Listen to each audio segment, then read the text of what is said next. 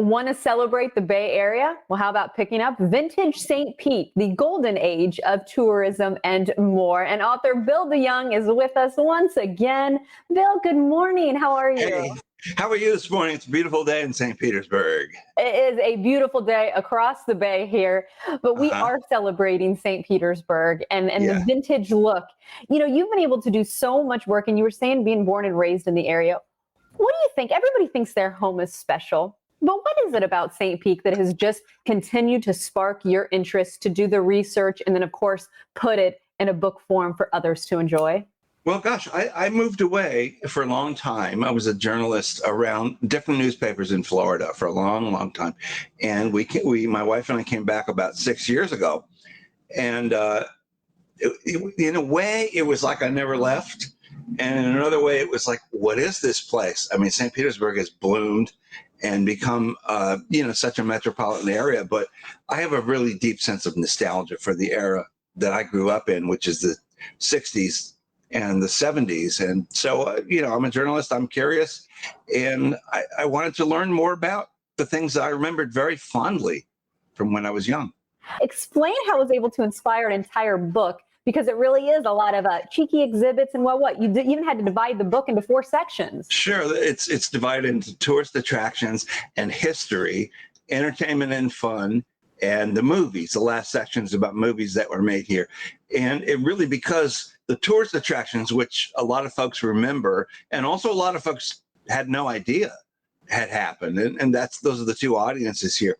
That the tourist attractions didn't cover everything that was in the book. I mean, there's stories about, say, the Suncoast Seabird Sanctuary and the founding of Fort DeSoto Park, which is a fascinating story in itself. They're not tourist attractions, they're historical. There's a whole story about the Bayfront Center, which was the 7,000-seat arena that used to be here. It's where the Dali Museum is now. And so these began as columns that I wrote in the St. Pete Catalyst, where I work.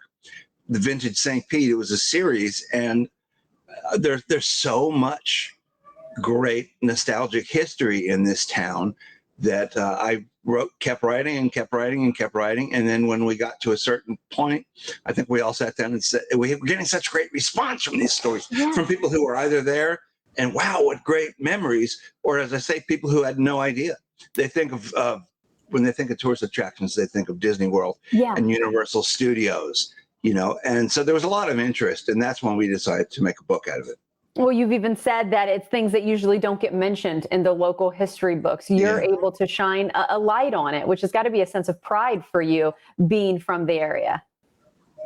I think that there were a lot of great stories. You can write about Tiki Gardens or the London Wax Museum or Sunken Gardens even, which has been here since the 20s. You can write lots of stories about that and put out a lot of great photographs of flowers and tikis and wax JFKs and all that stuff. But when you start to learn about the people who put these places together, it's not a company, it's not a contract, it's not a big multinational corporation with tons of money. These are people who were just trying to figure out a way to get tourist dollars in St. Petersburg. And there's Dr. Paul Bearer, who's in the book, who was a great horror movie host here for so many years in St. Pete.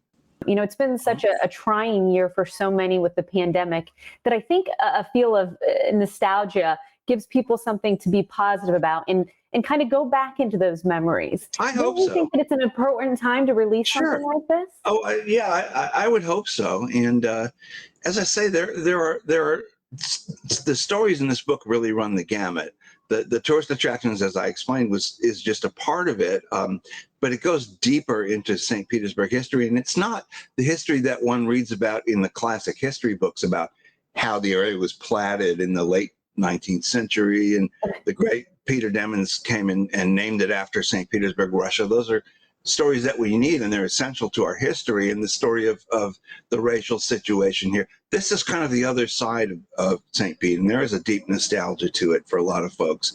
And I hope, as I said before, that people will see this and go, I had no idea. All this cool stuff happened here. I had no idea. Most of it's cool.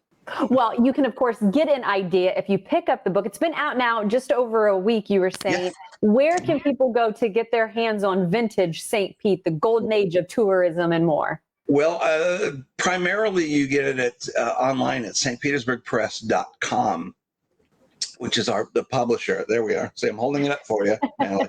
stpetersburgpress.com, and there's a shipping option there. If you don't live in the area and you want to have it shipped, you can do that. Or you can schedule a pickup and you'd come down here to our office on the beautiful 14th floor of First Central Tower, and you can pick it up. Lovely view. Because I'm always here. Tombolo Books has it, which is a great independent book shop on First Avenue South here in St. Pete. It's at the St. Petersburg Museum of History. On the pier, it's in Pier Gear and Gifts at the end of the pier. And the St. Petersburg Chamber of Commerce, they have a little shop there, St. Pete shop on 2nd Avenue North, and it's there too. Well, Bill, it is always a treat to have you on our show. Thank you so much for being with us today.